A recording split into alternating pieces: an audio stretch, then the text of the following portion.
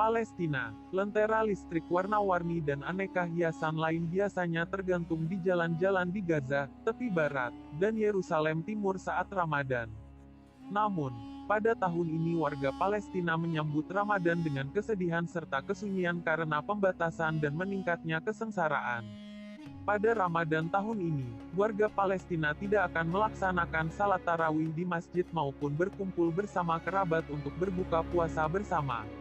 Otoritas setempat telah melarang salat berjamaah di Masjid Al-Aqsa yang merupakan tempat suci ketiga bagi umat Islam. Tidak ada salat jamaah, tidak ada orang yang berkumpul, penutupan berpengaruh besar pada warga Palestina dan khususnya warga Yerusalem, ujar seorang warga Yerusalem Timur. Biasanya, ketika bulan Ramadan puluhan ribu jamaah memenuhi Masjid Al-Aqsa. Bahkan di hari-hari terakhir Ramadan jamaah yang hadir di masjid tersebut meningkat menjadi ratusan ribu. Mereka berbondong-bondong menghidupkan masjid ketika akhir Ramadan untuk beriktikaf. Bagi warga Palestina, tidak ada yang lebih menyedihkan dari ditutupnya Masjid Al-Aqsa. Keputusan ini, menutup Masjid Al-Aqsa, adalah yang pertama kalinya dalam 1400 tahun. Ini sangat sulit dan menyakitkan hati kami, ujar Direktur Masjid Al-Aqsa, Sheikh Omar Al-Kiswani.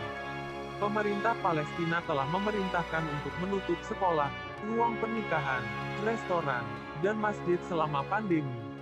Penutupan itu bertujuan untuk mencegah penyebaran virus tersebut.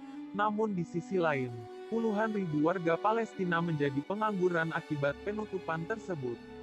Dampak ekonomi ini sangat mereka rasakan ketika bulan Ramadan. Deretan toko di sejumlah pasar di Gaza masih tetap buka. Para penjual makanan memajang sajian khas Ramadan seperti kurma keju, acar, kacang-kacangan, dan makanan ringan lainnya. Namun di tengah himpitan ekonomi, penjualan mereka menurun drastis. Sebagian besar konsumen hanya melakukan window shopping atau hanya sekadar berjalan-jalan ketika berada di pasar. Mereka memilih untuk menyimpan uang mereka ketimbang membelanjakannya. Orang-orang datang ke pasar untuk menghabiskan waktu. Mereka datang setelah toko-toko tutup. Tidak ada yang membeli, ujar pemilik toko kurma dan permen, Sameh Abu Saban, 57 tahun. Sementara itu, otoritas Palestina di tepi barat telah menyatakan keadaan darurat.